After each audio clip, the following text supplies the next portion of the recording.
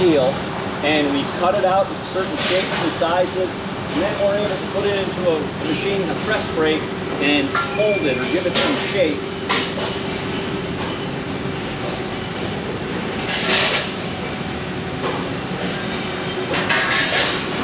So here we're starting with a flat piece of steel. And obviously there's multiple bends made to create this. This looks to be a hinge plate or a piece for a step component in building the steps. You'll see the green tag on here. When this raw product first came over and he made all the initial bends, he put it out and an inspector came through and verified that all the bends were at the proper degree and were folded in the proper direction. We'd hate to take that full stack of material and fold it incorrectly and have a bunch of waste product. So lots of inspection, lots of second checking to make sure things are made right.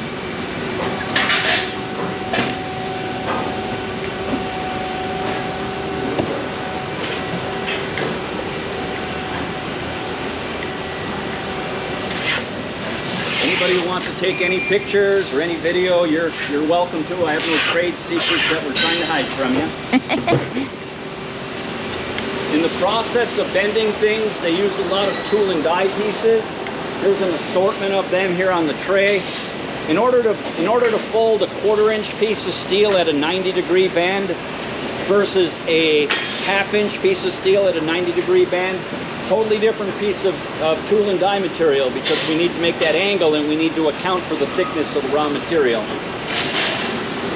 So that would be manual press brake. That's where it's manual labor, we're feeding it in. Hey. Good morning. How are you? Good. Good. She's just waking up. Sleeping today. She was acting out, so I said, you know who has the power? You Me. turned it on. If you give me about 5 minutes, You're going to have a whole bunch of groups coming through. Okay. So, I will make sure. they got you. Thank you. Thank you. So we've utilized some robots. These two are not working at the moment. We'll see some up ahead, I'm hoping. Yes, we will. The robot is going to do the same thing here at this. It's a press brake machine, just like you saw around the corner, but instead of a person feeding the product in, it is the robots that are doing such. So. Whoever put it on didn't put it on right. No, they didn't twist it, did they? There you go.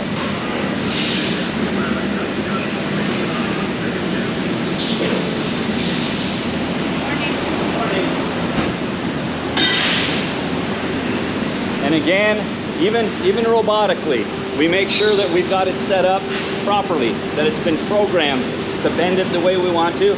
This is a step backer plate. If you can imagine, it goes in behind your steps. If you have a pet, oftentimes pets are reluctant to go up open stairways. A lot of folks have step backs on them to make their pet feel more comfortable. Here you can see the robot in action.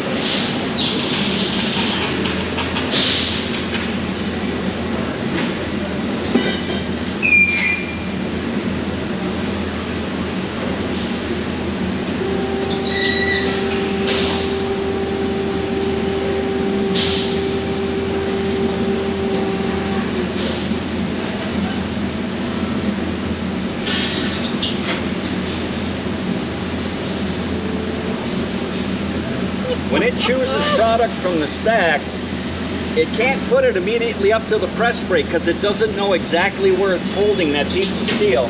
So it sets it up on this other plate on the wall and gets a repositioning grab on it before loading it into the press brake. That is so cool.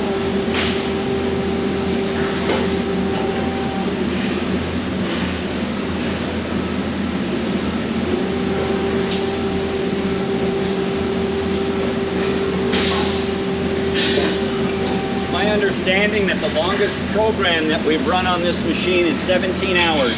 Just imagine the repetition of how many plates could be bent in that time period.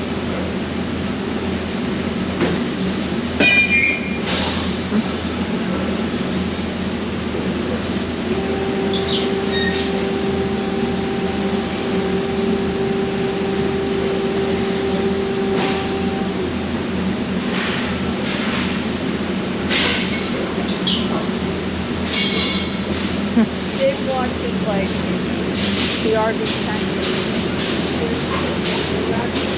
Oh, here's the end product.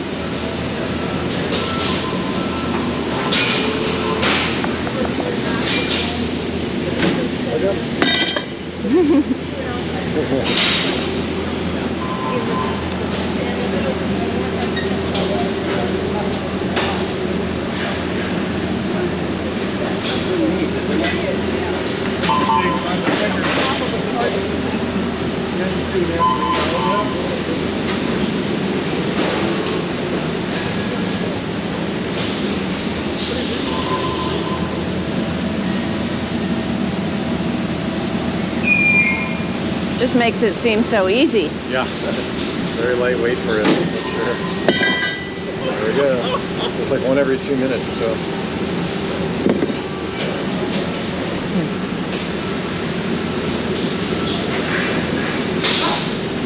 That would be the use of technology in action. That's great. You know, it's one thing for the laser to cut something, but it's a totally different deal when the robot is injecting itself into the process.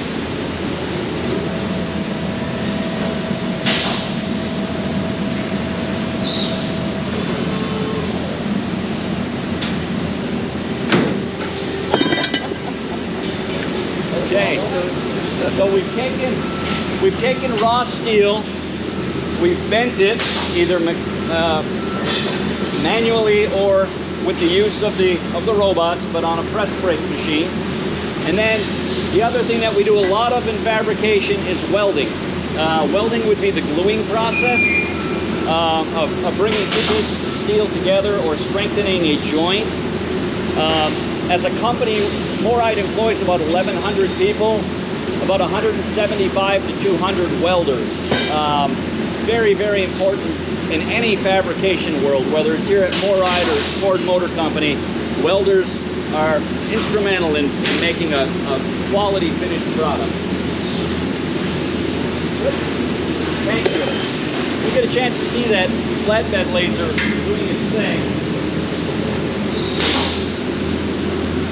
You can see it's cutting out a couple of different shapes. Again, that nesting process, trying to maximize the sheet of steel.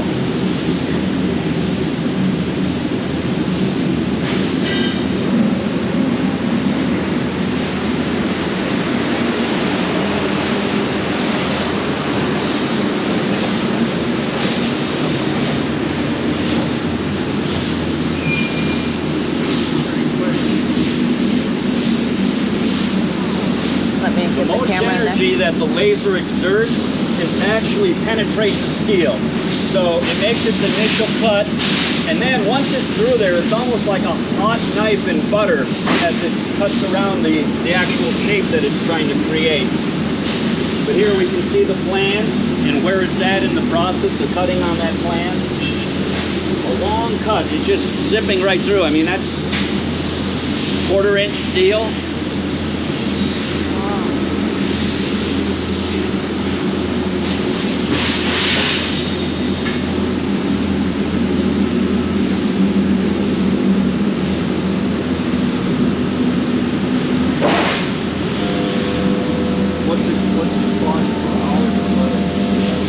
Good question that I don't know the answer to, but I'll try to find it out. Jim?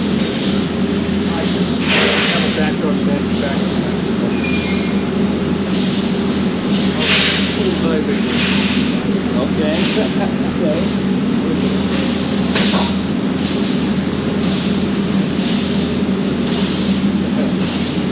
Everybody had a chance to peek at the laser in action. Not nearly as cool as the robots, you know, but still pretty cool. It is.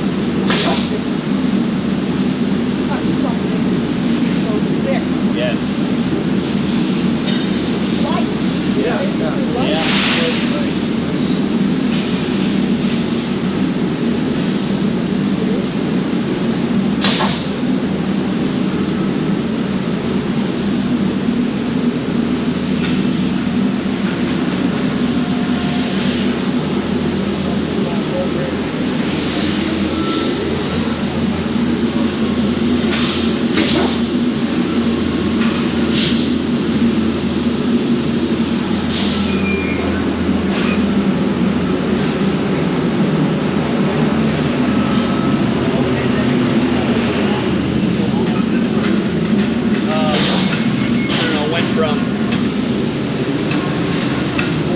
$1.20, $1.50 a pound. Yeah.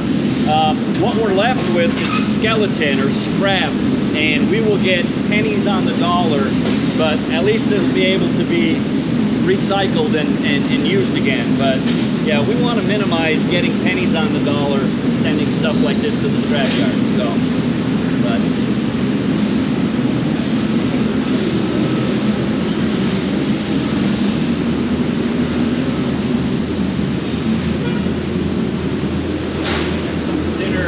thinner product.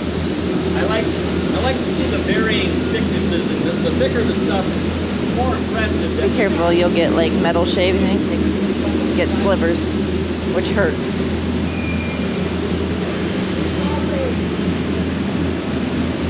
Thank you. Thank you. Let's go.